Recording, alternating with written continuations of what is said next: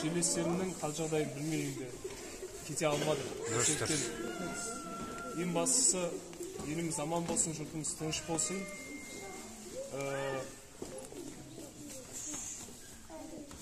Ауыз солтыртып бір кәдімгідей сөз айтамын деп дайындалып келдім, бірақ енді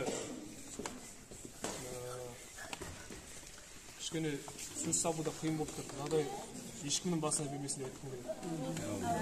Мынандай күндер біздің ең бақытсыз күндеріміз осымен ғана шектелсін деп тілейік. Алладан сұрайық соны.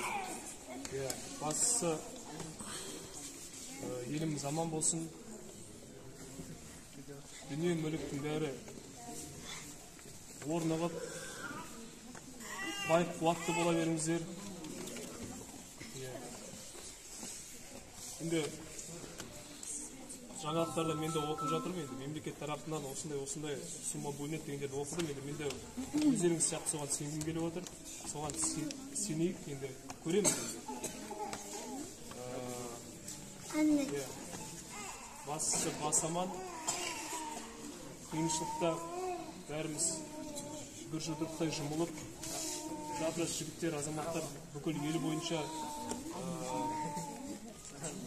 қал үстінде тұрған су бастатқан қалаларға аттанып жатыр. Соны естіп қуанып жатырмын.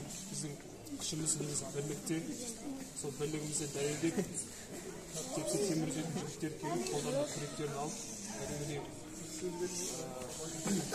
әскерилер тәрізіміз бәріміз сапқа тұрып, кәдімгідей дұрыстап жұмыстан жағдайда бірге дұрыстатсақ деп үміттенемін.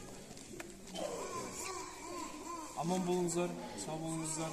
Балапандар біз ала алмай жатқан қамалды алып, біз бұза алмай жатқан қамалды бұзып, еліміздің болашағын өркендететін осы жігіттер болады деп үміттенейік.